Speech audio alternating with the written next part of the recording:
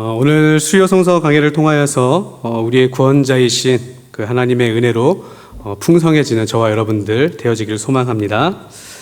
여러분, 외통수라는 말 들어보셨습니까? 외통수라는 것은 이제 어떠한 방법으로도 지금의 상황에서 결코 나빠질 수 없는 그 상태를 의미하지요. 이제 보통 체스나 장기에서 사용되어지는 그런 용어인데, 이제 장군이나 여왕이 이제 어느 곳으로 피할 수 없이 결국 이제 죽게 되어지는 그 상황을 바로 외통수라고 이야기하지요. 오늘 본문에서 예수님께서는 바로 이 외통수의 상황에 빠지게 되었다라는 것을 우리는 볼 수가 있습니다. 예수님은 오늘 서기관과 바리새인들로 인하여서 피할 수 없는 궁지에 빠지게 되었다는 것을 본문은 이야기하고 있습니다. 그렇다면 예수님은 어떤 궁지에 빠지게 되셨는가? 오늘 장면은 우리가 너무나 잘 알고 있는 사건이지요. 오늘 장면은 서기관과 바리새인들이 이제 음행하다가 현장에서 잡혀온 여인을 예수님 앞에 데리고 오게 되어집니다. 그리고 예수님에게 이 사람을 이제 어떻게 해야 하는지에 대해서 질문하고 있는 것이 오늘 사건의 시작입니다. 3절부터 5절까지의 말씀을 제가 다시 한번 읽어보도록 하겠습니다. 서기관들과 바리새인들이 음행 중에 잡힌 여자를 끌고 와서 가운데 세우고 예수께 말하되 선생이여 이 여자가 간음하다가 현장에서 잡혔나이다. 우리 5절은 같이 한번 읽어볼까요? 모세는 율법에 이러한 여자를 돌로 치라 명하였거니와 선생은 어떻게 말하겠나이까. 자신들이 음행한 여인을 현장에서 잡았는데 이런 자는 이제 모세의 율법에 어떻게 하라고요? 돌로 쳐야 한다라고 명령하고 있다는 것을 이야기하고 있죠. 그런데 예수님은 이 여자를 어떻게 하시겠습니까? 라고 질문하고 있는 것이 오늘의 상황입니다. 바로 이 질문이 예수님을 궁지에 빠뜨리기 위한 질문이다라는 것을 우리는 볼 수 있는 것이죠. 왜 그렇습니까? 먼저 서기관들과 바리새인들이 말하고 있는 이 돌로 치라라는 명령은 레위기 20장 10절에서 가져온 말씀이라는 것을 우리가 볼 수 있습니다. 세 번역으로 레위기 20장 10절은 이렇게 이야기합니다. 남자가 다른 남자의 아내 곧 자기의 이웃집 아내와 간통하면 간음한 두 남녀는 함께 반드시 사형에 처해야 한다라고 이야기하고 있습니다. 예수님이 만약 레위기 율법에 따라서 저 여자를 돌로 쳐라, 저 여자는 돌로 쳐야 한다라고 이야기하면 어떤 문제가 생기게 되어지죠? 이제 당시 로마의 사형 제도는 오직 로마 총독만이 내릴 수 있는 권한이 있었기에 예수님께서 그 여자를 돌로 치라라고 명령할 경우에 로마 총독의 권한을 침범하게 되어지는 그 일을 겪게 되어지는 것이죠. 이것으로 인하여서 예수님은 로마의 고발을 당하게 되어진다는 것을 볼 수 있습니다. 그렇다고 해서 예수님이 이것을 피하기 위해서 사형은 로마 총독만의 권한이므로 너희는 놓아주어라 라고 이야기한다면 또 어떤 문제가 생기게 되어집니까? 예수님은 많은 사람들 앞에서 스스로 모세의 율법을 어기는 자가 되어진다라는 것이죠. 이것으로 예수님은 이제 종교적인 고발을 당하게 되어져 종교재판으로 넘겨지게 되어지는 것입니다. 바로 이것이 예수님이 당하게 되어지는 궁지, 외통수의 상황인 것을 우리는 볼 수가 있습니다. 우리는 먼저 이 음행 사건에 대해서 합리적인 질문을 해볼 수 있습니다. 첫 번째는 이 음행한 여자의 상태이죠. 성경은 잡혀온 이 여인이 결혼한 상태인지 아니면 미혼 상태인지에 대해서 말하고 있지 않다라는 것에 있습니다. 이것이 중요하게 작용되는 이유가 무엇이냐면 이제 율법의 경우에 기혼과 미혼의 그 여부에 따라서 간음한 사람의 형벌이 다르게 규정되어진다라는 것을 볼 수 있습니다. 그렇기 때문에 그것이 중요하죠. 우리가 이제 얼마 전까지 맥체인으로 함께 살펴본 신명기 22장 22절에서는 이렇게 이야기하고 있습니다. 어떤 남자가 유부녀와 동침한 것이 드러나거든 그 동침한 남자와 그 여자를 둘 다 죽여 이스라엘 중에 악을 제할지니라 라고 말씀하고 있습니다. 만약 오늘 잡혀온 여자가 유부녀라면은 반드시 죽여야 되는 상황이 있다라는 것이죠. 하지만 28절에서는 이제 처녀의 경우에 대해서 이렇게 이야기하고 있습니다. 만일 남자가 약혼하지 아니한 처녀를 만나 그를 붙들고 동침하는 중에 그 두 사람이 발견되면 그 동침한 남자는 그 처녀의 아버지에게 은 50세겔을 주고 그 처녀를 아내로 삼을 것이라 라고 이야기하고 있습니다. 만약 잡혀온 여자가 결혼하지 않은 상태이라면 어떻게 되는 거죠? 그 남자는 그 아버지에게 은 50세겔을 주고 이 여인을 아내로 맞이하게 되어지면 되는 것이었습니다. 이제 본문은 잡혀온 여자의 상태에 대해서 말하고 있지는 않지만 우리가 다만 추측해 볼 수 있는 것은 서기관들과 바리새인들의 이러한 정죄에도 불구하고 이 여인이 어떠한 부정도 하고 있지 않다라는 것에 있죠.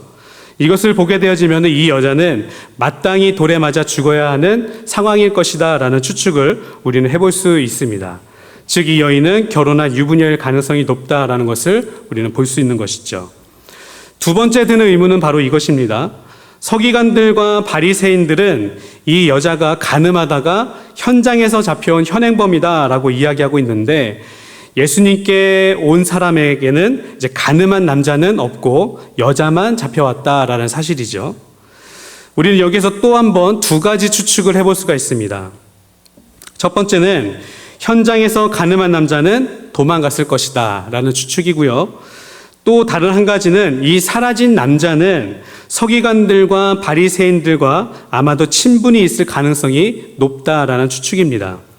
남자가 아무리 도망쳤다 한들 좁은 유대 사회에서 그가 누구인지 찾는다는 것은 그리 어려운 일이 아니었기 때문입니다. 결국 이 남자는 종교 지도자들과 연관이 있는 자다라는 것을 우리는 추측해 볼 수 있다라는 것이죠. 이것을 더욱더 가능케 하는 것이 바로 고발한 서기관들과 바리새인들의 태도에 있습니다. 우리는 율법에서 명령하는 그 간음의 주체가 우선적으로 남성을 대상으로 하고 있다는 것을 볼 수 있게 되어지는데요. 아까 앞서 살펴봤던 레위기에서도 그 간음에 대한 대상에 대해서 이렇게 이야기합니다. 남자가 다른 남자의 아내 곧 자기의 이웃집 아내와 간통하면 이라고 이야기하고 있고요. 신명기 율법에서도 이렇게 이야기합니다. 어떤 남자가 유부녀와 동침한 것이 또 만일 남자가 약혼하지 아니한 처녀를 만나 동침하면 자 모두 주체가 어디에 있습니까? 남성에게 있다는 것을 우리가 볼 수가 있죠. 다시 말해 율법에서는 그 간음은 우선적으로 남성에게 주어진 명령이다라는 것을 우리는 볼 수 있는 것입니다. 하지만 오늘 사건에서는 간음의 주체인 남성은 없고 여자만 잡혀왔다라는 사실이죠. 이것은 이 남자가 종교 지도자의 가능성이 높고 이 남자에게 어떠한 혜택과 특권이 주어졌다라는 것을 우리는 볼 수 있게 되어지는 상황인 것이죠. 더군다나 오늘 이 사건에서 서기관들과 바리새인들은 이 일을 어떻게 처리해야 될지 몰라서 예수님께 이 여자를 데리고 온 것이 아니라는 사실이죠. 그들은 충분히 이러한 상황에서 율법에 맞춰서 어떻게 해야 되는지를 잘 알고 있었지만 이 일을 예수님에게 가지고 왔다라는 것입니다. 이러한 상황들을 통해서 오늘 이 사건은 우연하게 이루어진 사건이 아니라 종교 지도자들의 어떠한 의도에 의해서 만들어진 사건이다라는 것을 우리는 볼 수 있게 되어지는 것입니다. 6절에서는 이들의 의도에 대해서 분명하게 이렇게 이야기하고 있습니다. 6절입니다. 그들이 이렇게 말함은 고발할 조건을 얻고자 하여 예수를 시험함이러라. 서기관들과 바리새인들은 하나님의 말씀을 다루는 자였습니다. 하지만 그들은 하나님의 영광과 거룩을 위해 애쓰는 삶을 살지 않았습니다. 그들은 말씀으로 주어진 그 권위를 가지고 오직 자신들의 영광을 위해 사는 자였을 뿐이었다는 것을 우리가 볼 수 있습니다. 그리고 자신들이 영광을 얻고 그런 이익을 챙기는 것에 예수님은 너무나 성가신 존재가 되었다는 것을 우리는 볼 수가 있죠.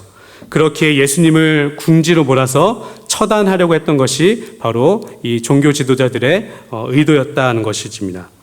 이러한 서기관과 바리새인들의 모습을 통해서 우리에게 보여주고 있는 것이 있습니다. 하나님의 말씀을 전하고 가르쳐야 하는 서기관들과 바리새인들이 자신의 불순한 목적을 이루기 위해서 무엇을 이용하고 있다는 거예요? 바로 하나님의 말씀을 이용하고 있다는 것을 성경은 고발하고 있는 것입니다. 우리는 하나님 말씀을 통해서 내 생각과 내 뜻을 내려놓고 하나님 뜻이 무엇인지를 깨닫고 그 뜻에 순종하는 삶을 살며 또 애써야 하지만 이들은 하나님의 뜻과는 상관없이 오직 자신의 뜻을 이루기 위해 하나님의 말씀을 이용하며 자신의 이익을 취하기 위해서 그 말씀을 사용하고 있다, 이용하고 있다라는 것을 성경은 이야기하고 있는 것입니다. 하나님의 영광을 위해서 산다곤 하지만 그 중심에는 나의 계획과 나의 성공을 이루고자 하는, 그래서 하나님 말씀을 이용하는 그 마음이 그 마음에 깊숙이 자리 잡고 있다는 것을 성경은 말씀하고 있는 것입니다. 우리는 다시 한번 오늘 본문을 통하여서 우리의 신앙생활의 중심을 다시 한번 점검해 봐야 할 것입니다. 우리는 오늘도 정해진 시간 예배를 드리고 또 때를 따라 말씀을 보고 기도하고 있는데, 만약 이러한 신앙생활의 중심에 하나님의 영광이 자리 잡은 것이 아니라 나를 위한 마음이 자리 잡고 있다면 우리는 오늘 바리새인들처럼 또 서기관들처럼 나의 만족과 목적을 이루기 위해 하나님의 말씀을 이용하는 자가 되어진다라는 것입니다. 하나님의 사역을 하고 있지만 그 중심을 영혼을 향하고 있지 않고 그저 나만의 이익을 향해 있다면 하나님과는 전혀 상관없는 세속적인 일을 교회에서 행하고 있다라는 사실을 우리는 분명하게 기억해야 한다라는 것입니다. 하나님 말씀에 순종하는 그 모습의 중심이 나의 이익을 위한 순종인지 하나님의 영광을 위한 순종인지를 다시 한번 돌아보는 저와 여러분들 되시기를 소망합니다. 그리고 오늘 예배를 통하여서 내 중심에 맞춰져 있는 생각이 있다면 그 중심이 하나님의 중심으로 회복되어지는 은혜가 있기를 소망합니다. 예수님은 이러한 서기관과 바리새인의 시험 앞에 몸을 굽혀 이제 땅에 무언가를 쓰셨다라고 이야기하고 있죠. 바로 이 부분이 많은 사람들이 궁금해하는 부분입니다. 예수님은 오늘 6절과 8절 두 구절을 통해서 두 번씩이나 땅에 무언가를 쓰셨다라고 이야기하고 있는데, 우리가 궁금한 것은 이제 과연 예수님께서 무엇을 땅에 쓰셨냐 하는 것입니다. 하지만 성경은 예수님이 땅에 무엇을 쓰셨는지에 대해서 두 번 모두 말씀하고 있지 않다라는 사실입니다. 왜 그럴까요? 그것은 예수님이 쓰신 내용이 이 사건의 핵심이 아니기 때문에 그렇습니다. 만약 예수님께서 중요한 핵심의 내용을 쓰셨다면 성경은 그 내용에 대해서 우리에게 공개했을 거지만 성경은 이것에 대해서 우리에게 말씀하고 있지 않다라는 것이죠. 그렇다면 이것은 무엇을 보여주고 있는 것인가?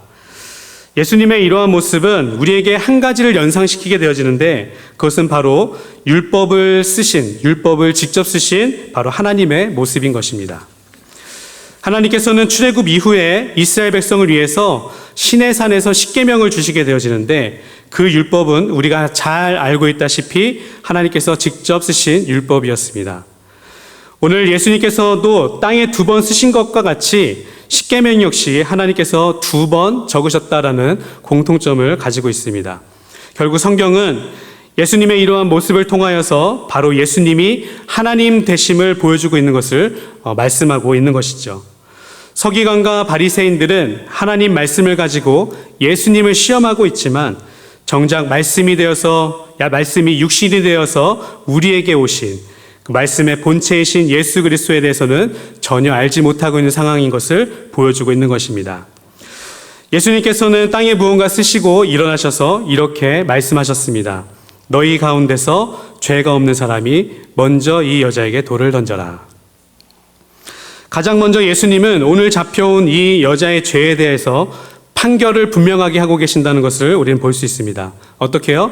여자에게 돌을 던져라.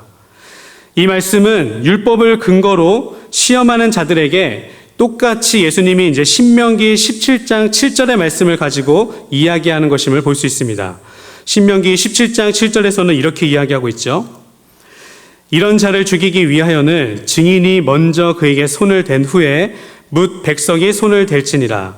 너는 이와 같이 하여 너희 중에서 악을 제할지니라. 신명기에서는 죄를 목격한 증인이 먼저 돌을 가지고 돌로 치라라고 명령하고 있습니다. 그것은 확실한 죄의 증인으로서 그 죄인의 목숨을 책임지고 사형을 집행하라라는 의도에 있습니다. 이처럼 예수님은 죄에 대한 분명한 판결을 말씀하시며 또 한 가지 조건에 대해서 이야기하고 있는데, 그것은 바로 심판자의 조건입니다. 바로 죄가 없는 사람이 먼저 치라라는 것에 있는 것이죠. 죄 없는 자라는 말은 하나님 앞에서 무죄한 자를 의미하고 있는 단어입니다. 너희가 율법대로 저 여자의 죄에 대해서 심판하되 하나님 앞에 죄 없는 자부터 먼저 돌로 치라라는 것에 예수님은 말씀하고 있는 것입니다. 모든 사람 중 하나님 앞에 무죄한 자는 한 사람도 없습니다. 인간은 모두 하나님 앞에 죄인이기 때문입니다. 예수님의 이 말씀으로 죄 없으신 예수님과 또 죄로 인해 구원이 필요한 모든 인간들의 모습으로 자연스럽게 나뉘어지는 것을 우리는 상황을 통해서 보게 되어집니다. 그러면서 너희 모두는 구원이 필요한, 죄가 사해져야지고 또 구원이 필요한 자라는 사실을 예수님께서는 오늘 이 사건을 통해서 보여주고 계신 것입니다. 예수님은 우리들에게 서로를 심판하라 라고 명령하지 않으셨습니다. 예수님은 우리에게 모든 율법의 완성을 이루기 위해서 서로를 사랑해라 라고 말씀하고 명령하셨습니다. 우리는 상대방의 잘못을 지적하고 또 죄에 대해 심판하는 것이 하나님의 뜻을 이루는 것이라고 생각할 때가 있지만 그것은 예수님께서는 그것에 대해서 너희의 몫이 아니다라는 것을 분명하게 오늘 말씀하고 있다라는 사실입니다. 그렇다면 우리가 가져야 할 태도는 무엇입니까? 상대방에 대해서 심판자로 서는 것이 아니라 상대방을 품고 사랑하는 자로 우리는 서야 한다라는 것입니다. 죄 있는 우리는, 죄 가운데 빠진 우리는 다른 사람을 정죄하고도 또 심판할 수도 없는 존재라는 사실입니다. 오직 심판의 권한은 죄 없으신 예수 그리스도만이 있다라는 것을 다시 한번 우리는 기억해야 하는 것입니다.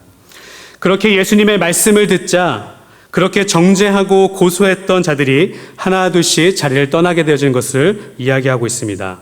서기관과 바리새인들의 시험을 예수님은 이렇게 말씀으로 잠잠케 하신 것입니다.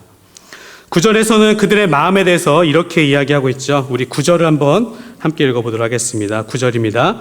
그들이 이 말씀을 듣고 양심의 가책을 느껴 어른으로 시작하여 젊은이까지 하나씩 하나씩 나가고 오직 예수와 그 가운데 섰는 여자만 남았더라. 아멘. 이것은 무엇을 보여주고 있습니까? 결국 그곳에 모여있던 모든 자들은 이 여자에 대한 심판에 대해서 정죄하고 있으나 그 여자의 죄에 대해서 확신할 그 증인은 단 한 사람도 없었다라는 것을 보여주고 있는 것입니다. 그리고 자신들 역시 하나님 앞에서 똑같은 죄인이라는 사실을 예수님의 말씀을 통해서 깨닫게 되어진 것이지요. 그렇게 그들은 양심의 가책을 느껴서 예수님으로부터 흩어지기 시작한 것입니다. 우리는 오늘 예수님의 말씀을 기억해야 할 것입니다. 너희 중에 죄 없는 자가 먼저 돌로 치라. 예수님의 이 말씀은 잡혀온 여자가 불쌍하고 가엾기 때문에 그 여자를 도와주기 위한 말씀이 아니었다라는 사실입니다. 왜냐하면 예수님의 돌로 치라는 명령은 분명한 심판의 메시지를 담고 있기 때문입니다. 하지만 심판의 주권은 죄인된 너희에게 있는 것이 아니라 오직 죄 없으신 예수 그리스도에게 있다라는 것을 예수님은 분명하게 말씀하고 있는 것입니다. 죄인이 어떻게 죄를 심판할 수 있겠습니까? 자기도 똑같은 죄에 빠져 있는데 어떻게 다른 사람을 정죄하고 그 사람을 판단할 수 있겠습니까? 그렇게 예수님께서는 마태복음에서 이렇게 이야기하시죠. 어찌하여 형제의 눈 속에 있는 티는 보고 내 눈 속에 있는 들보는 깨닫지 못하느냐라고 말씀하고 계신 것입니다. 죄의 심판은 오직 죄 없으신 하나님만의 권한이라는 것을 다시 한번 기억하시길 바랍니다. 그리고 우리가 가지고 있는 그 심판의 시선을 내려놓고 하나님께서 우리에게 베풀어 주신 그 용서와 그 구원과 사랑의 시선을 가지고 상대방을 바라볼 수 있는 저와 여러분들 되시기를 소망합니다. 예수님은 이렇게 10절에서 말씀하시죠. 여자여, 너를 고발하던 그들이 어디 있느냐? 너를 정죄한 자가 없느냐? 늘 자신의 죄를 정죄하고 또 고발하던 자들의 그 손가락질을 받으며 살아왔던 여자였습니다. 하지만 그렇게 정죄하던 그들이 다 사라지고 자신의 죄를 십자가를 통해서 해결해 주신 예수님만이 그 여자 곁에 서 있는 것을 보여주고 있는 것입니다. 일생을 죄의 어둠 가운데 살았던 그 여자가 이제 빛 대신 예수 그리스도를 만나게 된 바로 현장인 것입니다. 그러자 더 이상 세상에서의 정죄함이 아니라 예수님 안에서의 구원의 기쁨과 감사로 회복되어지는 이 여자의 모습을 볼 수 있게 되어지는 것입니다. 우리는 이 사건에서 대조적으로 보여주고 있는 두 사람을 발견할 수 있습니다. 첫 번째는 가늠하다 현장에서 잡혀온 여자입니다. 이 여자는 자신의 모든 죄가 사람들과 예수님 앞에 드러나 심판의 자리에 서게 되는 수모를 겪었습니다. 하지만 구원이신 예수 그리스도를 통하여서 이 여자는 결국 죄를 사함받고 구원을 얻게 되어지는 은혜를 경험했습니다. 바로 어둠에서 빛으로 나오게 된 하나님의 회복을 경험하게 된 것입니다. 또 한 사람은 함께 간음했지만 심판을 피해 도망한 남자입니다. 그 남자는 당장 자신의 죄를 감출 수 있고 당장의 심판을 피할 수 있었습니다. 하지만 결국 그 남자는 늘 죄의 어둠 속에 거하며 살면서 결국 하나님의 심판의 자리에 서게 되는 것을 우리는 보게 되어지는 것입니다. 우리가 하나님 안에서 중생을 경험하게 되어질 때에 반드시 경험되어지는 것이 있습니다. 바로 우리 안의 죄악들을 깨닫게 되어지는 것입니다. 하나님과 끊어져 하나님과 상관없이 살던 우리의 죄된 모습, 그 옛사람의 모습을 우리는 깨닫게 되어지는 것입니다. 그 죄로 인하여서 죽음과 영원한 심판이 준비되어져 있다는 것을 우리는 깨닫게 되어지는 것입니다. 이것은 바로 철저한 절망을 경험하게 되어지는 사건입니다. 하지만 그와 함께 보게 되어지는 것이 있습니다. 그것은 바로 우리 죄를 위해서 대신 죽으신 예수 그리스도의 대속의 사랑입니다. 죽음의 심판이 우리에게 주어진 것이 아니라 십자가를 통해 그 죽음을 예수님께서 지셨다라는 믿음이 바로 우리에게 주어지게 되어진다라는 것입니다. 예수님은 심판의 목적으로 우리에게 오신 것이 아닙니다. 예수님은 죄인된 우리를 구원하시기 위해서 이 땅 가운데 가장 낮은 모습으로 오셨습니다.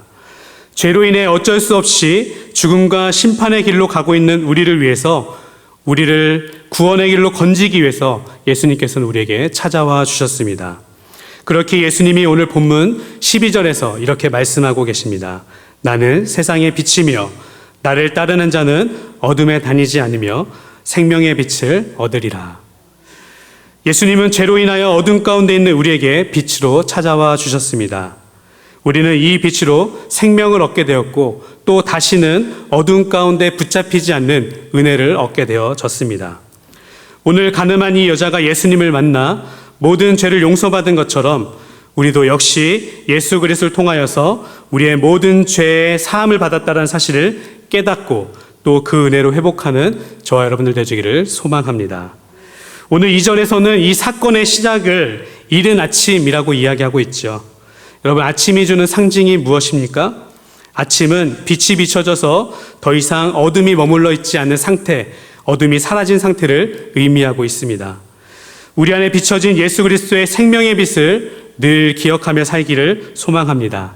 더 이상 어둠의 자리에 있지 않고 그 빛 가운데 거하며 하나님과 함께 말씀을 의지하며 생명으로 걸어가시는 저와 여러분들의 삶이 되어지기를 소망합니다. 다시 한번 우리는 용서받은 자라는 사실을 기억하시고요. 서로를 향한 정죄와 심판자로 서는 것이 아니라 용서받은 자로서 하나님의 용서함을 가지고 또 긍휼함을 가지고 이웃을 향해 세상을 향해서 나아가는 저와 여러분들의 복된 삶이 되어지기를 소망합니다. 기도하겠습니다. 살아계신 하나님 감사합니다. 오늘도 말씀 앞에 우리를 세워주시고 그 말씀에 빛을 비춰주셔서 우리 안에 어둠들을 드러내 주심을 감사합니다. 하나님, 끊임없이 세상 가운데에 정죄와 또 심판의 칼날을 가지고 살았었던 우리의 모습들을 주님 용서하여 주시옵소서. 하나님, 이제는 그 마음을 돌이켜 예수님께서 우리에게 보여주신 그 사랑을 나눌 수 있는 자가 되게 하시고 품을 수 있는 자가 되게 하시고 이웃을 위해 중보하며 세상을 위해 간구하며 나아갈 수 있는 우리 모든 교우들 될 수 있도록 주님 역사하여 주시옵소서. 끊임없이 우리에게 도전해오는 세상의 문화와 세상의 가치관들 가운데에 하나님 무엇이 가장 중요한 가치인지 우리가 잃어버리지 않게 해주시고 말씀을 붙잡고 살아가는 그 인생이 가장 복된 것임을 우리가 깨닫게 해주시며 말씀을 이용하는 자가 아닌 그 말씀을 품고 그 말씀에 순종하는 자로 하나님의 영광을 나타내는 우리 모든 삶이 되어질 수 있도록 인도하여 주시옵소서. 이제는 우리 구주 예수 그리스도의 은혜와 하나님의 그 크신 사랑하심과 성령 하나님의 베푸시고 인도하시고 채우시는 그 은혜가 예배를 마치고 이제는 하나님의 사랑을 전하는 자로 결단하며 또 말씀에 순종하기를 결단하며 나아가는 우리 귀한 성도들 머리 위에, 그 가정과 직장과 그 자녀 위에 이제부터 영원토록 함께 하시기를 간절히 축원하옵나이다. 아멘.